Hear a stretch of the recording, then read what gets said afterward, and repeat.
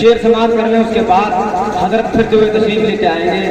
کہ آواز دیں تو خلد سے کوثر نکل پڑے، آواز دیں تو خلد سے کوثر نکل پڑے، نہرے فرات خیمے کے اندر نکل پڑے۔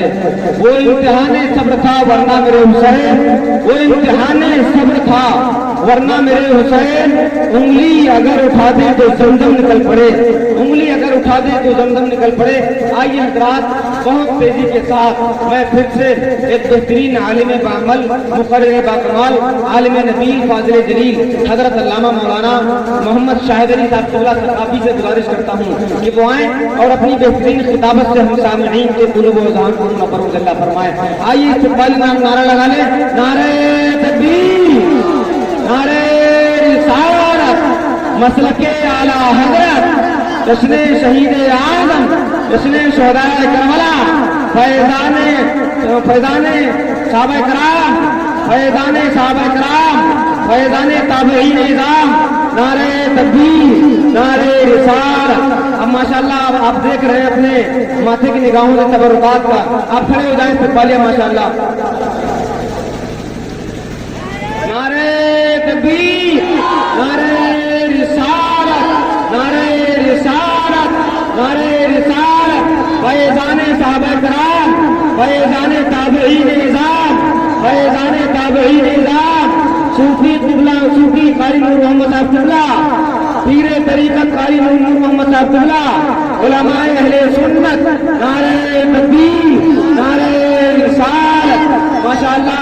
آپ لوگ جو ہیں بہت محبتوں کے ساتھ بیٹھ جائیں، ادب و قاعدے کا وقت ہے، ادب کا مقام ہے، آپ لوگ بہت دوری سے جو ہیں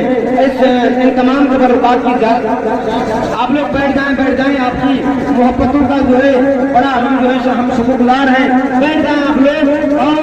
بالکل جہاں قریب سے بھیڑ لگا کر کے نہ دیکھیں، انشاءاللہ تعالیٰ بہت قریب سے دکھایا جائے گا، صرف تھوڑے سے لمحات کی جو ہے بات ہے، آپ حضرت کے کچھ ناصحانہ کلمات سے مستفید و مستنیر ہو لیں، حضرت جو ہیں آپ کو بتائیں گے، آپ تھوڑا بیٹھ جائیں آپ لوگ، میں گزارش کرتا ہوں ہمارے عاقل بھائی اور ہمارے جتنے بھی عزیز بھائی ہیں سب سے گزارش کرتا ہوں کہ وہ بیٹھ جائیں اور اپنی محبتوں کا ثبوت اس طور پر دیں کہ واقعی میں ہم غلامان مصطفیٰ ہیں اور ہم غلامان صحابہ بھی ہیں، غلامان تابعین نظام بھی ہیں، بہت محبتوں کا ثبوت دے دیں میرے بھائی، یہ حقیقت بات ہے، تھوڑی گرمی تو ضرور ہے لیکن یاد رکھیں یہ گرمی بھی اور یہ وقت بھی، یہ زمین بھی میدان محشر میں گواہی دے گی، ایک وقت ایسا بھی تھا ان لوگوں نے بیٹھ کر کے ایک زمین پر زمین گواہی دے گی، میرے محبوب ہم پر ان لوگوں نے بیٹھ کر کے تیرے محبوب پاک کا ذکر کیا تھا اور اللہ والوں کے تبرکات کی زیارت کی تھی، اے محبوب ان تبرکات کے صدقے میں ان تمام لوگوں کو جنت الفردوس والا مقام تھا۔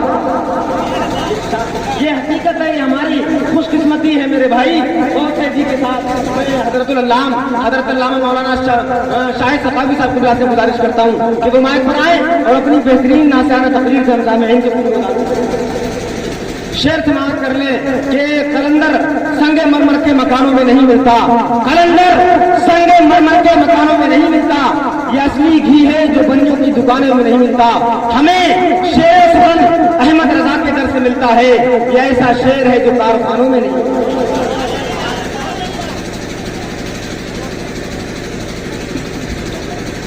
السلام علیکم ورحمۃ اللہ وبرکاتہ۔ الحمد لله الذي جعل الإيمان به يسر الوصول وبلغ من قام به غاية المنال والقبول، ونشهد أن لا إله إلا الله وأشهد أن محمدا عبده ورسوله، فقد قال الله تبارك وتعالى في القرآن العظيم والفرقان الحميد: أعوذ بالله من الشيطان الرجيم، بسم الله الرحمن الرحيم، وأما بنعمة ربك فحدث، صدق الله وصدق رسوله النبي الكريم، ونحن على ذلك لمن الشاهدين والشاكرين، والحمد لله رب العالمين۔ آئیے محترم کچھ معروض کا سلسلہ شروع کیا جائے، اس سے قبل آواز بلند درود پاک پڑھ لیں، اللہم صلی علی سيدنا ومولانا محمد وبارك وسلم صلاة وسلاما عليك يا رسول الله صلى الله تعالى عليه وسلم. گرمی تو آپ دیکھ ہی رہے ہیں، بس حکم ہے حضرت کا جس کی وجہ سے 2 منٹ آپ مجھے برداشت کریں. اور بہت بڑا احسان ہے حافظ القاری صوفی نور محمد صاحب کا ہم پر اور آپ پر، جو ان تبرکات کو برگین میں لے کر آئے اور ہم جیسے گناہ گاروں کے لیے بخشش کا ایک ذریعہ بنایا. سبحان اللہ. کیوں؟ اس لیے کہ یہ تبرکات صرف بال نہیں ہے، یہ تبرکات ان کی اہمیت ہما اور شما کے بالوں کی طرح نہیں ہے. کتابوں میں آتا ہے کہ اگر بندہ مومن صدق دل سے اپنے گناہوں پر شرمندہ ہونے کے بعد ان تبرکات کو خدا کی بارگاہ میں وسیلہ بنا کر کے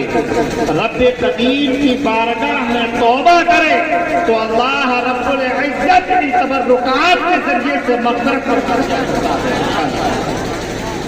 اور لیکن ہم اس کی اہمیت کو نہیں سمجھتے. ابھی حضرت شان عظمت صاحب قبلہ نے اس کے تعلق سے جو چیزیں بیان کی ہم نے اس کی اہمیت کو نہیں سمجھا. ابھی یہ چیزیں تو ایسی ہیں کہ ہم اس محفل میں بیٹھے ہیں. اولا میں نے درود پاک پڑھنے کے لیے کہا، اور پھر درود پاک آپ جانتے ہیں کس کے اوپر پڑھی جاتی ہے،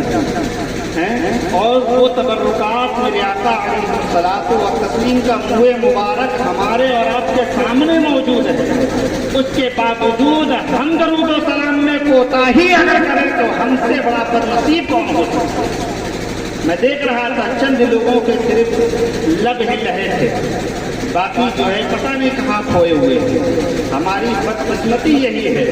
کہ ہمارے بھرکین میں الحمدللہ بہت سے بہتر عالم دین حضرت علامہ عبد الماجد صاحب قبلہ کو دیکھیں، مفتی شان عظمت صاحب کو دیکھیں، اور رونقیں حضور حافظ القاری صوفی نور محمد صاحب قبلہ کو آپ دیکھیں. یہ ایسے عالم بعمل ہیں،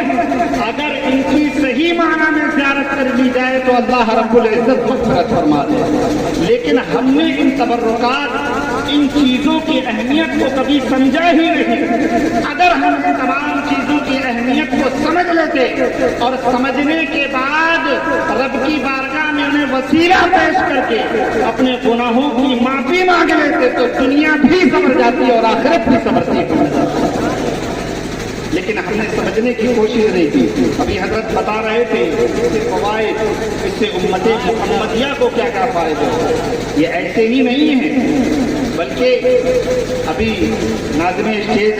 حضرت مولانا محمد علی صاحب قبلہ حضرت خالد بن ولید کے تعلق سے بتا رہے تھے کہ آپ اپنی زندگی میں کبھی بھی کوئی جنگ ہارے ہی نہیں،